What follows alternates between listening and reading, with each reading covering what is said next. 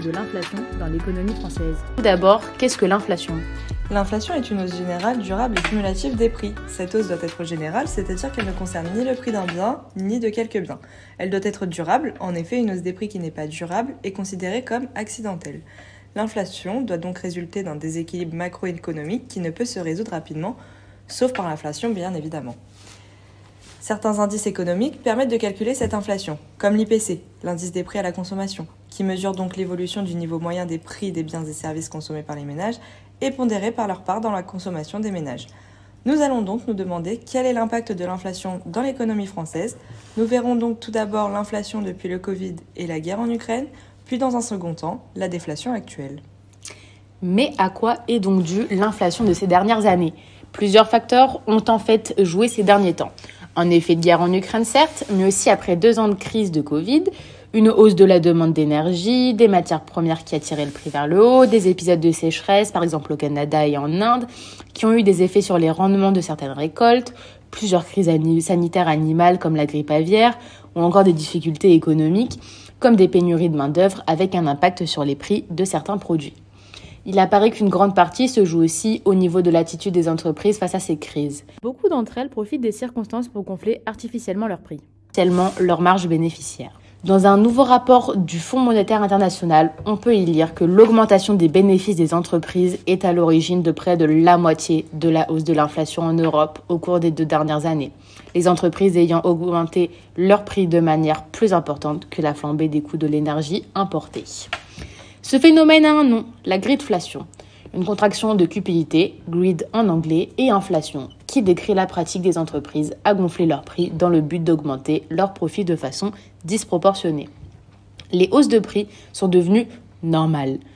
Elles ont le plus souvent été acceptées par les clients. Les entreprises ont alors surfé sur cette acceptation globale pour augmenter leur marge bénéficiaire, au-delà du niveau justifié par l'escalade de leurs propres coûts. Les prix à la consommation ont évolué et sont en constante hausse depuis 2020, majoritairement pour le secteur de l'alimentation et de l'énergie, mais aussi pour les services et les produits manufacturés. À cause de cette inflation, les Français ne se voient plus accéder à des crédits, notamment immobiliers, et ne peuvent plus acheter de biens immobiliers à cause de cette inflation. Le taux d'intérêt des crédits devrait donc baisser en 2024 pour permettre aux ménages d'investir dans leur patrimoine. Actuellement, le taux d'intérêt est aux environs de 5%. Plus d'1 ménage sur 2 se voit refuser des crédits. Ensuite, on va vous parler de la déflation. Donc en effet, l'économie française va pouvoir souffler un peu. Après une édition 2022 sous le signe de l'inflation, les Français s'apprêtent à vivre une saison de fêtes un peu plus tranquille.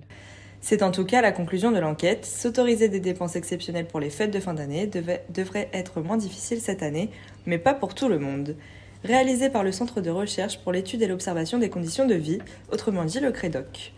L'intention de réduire ces dépenses pour les fêtes de fin d'année reste globalement majoritaire, mais elle diminue cette année.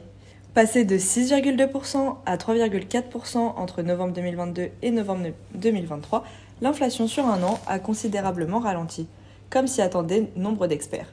Si les prix ne baissent toujours pas, la flambée des factures se normalise peu à peu, allégeant la contrainte budgétaire des ménages. Globalement, l'inflation aujourd'hui, elle est vaincue. Et c'est un vrai succès économique, s'est félicité sur France Inter le ministre de l'économie, Bruno Le Maire. Cette baisse de l'inflation serait due au ralentissement sur un an des prix des services de l'énergie et dans une moindre mesure des produits manufacturés et de l'alimentation, complète l'Institut.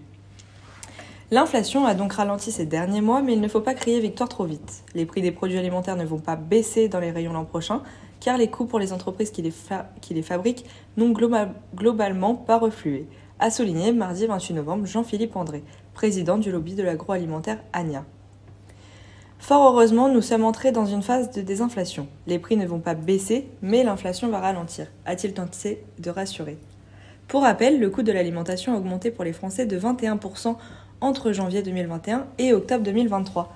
57% des Français interrogés disent ainsi envisager de réduire leurs dépenses pour les fêtes par rapport à l'année dernière. Une proportion certes importante, mais bien inférieure aux 72% relevés un an plus tôt. Les prévisions de restrictions budgétaires reculent sur tous les postes de dépenses, comme les repas, les cadeaux, déplacements ou encore les décorations. Si le constat global est encourageant, une partie non négligeable de nos compatriotes continue malgré tout de faire des efforts. En conclusion, avec l'inflation, les ménages français consomment moins, épargnent moins et investissent donc moins dans l'économie française. Ce qui n'est donc pas à leur avantage car la demande décroît et c'est un cercle vicieux pour l'économie française. L'État doit donc mettre en place une relance budgétaire. Cette année encore, l'État a mis en place une petite relance budgétaire avant les fêtes pour inciter les Français à consommer. Mais cela ne va durer qu'un temps puisqu'une relance budgétaire n'est pas infinie. Les prix devraient donc remonter à la hausse après la nouvelle année. C'était Clémence et Manon.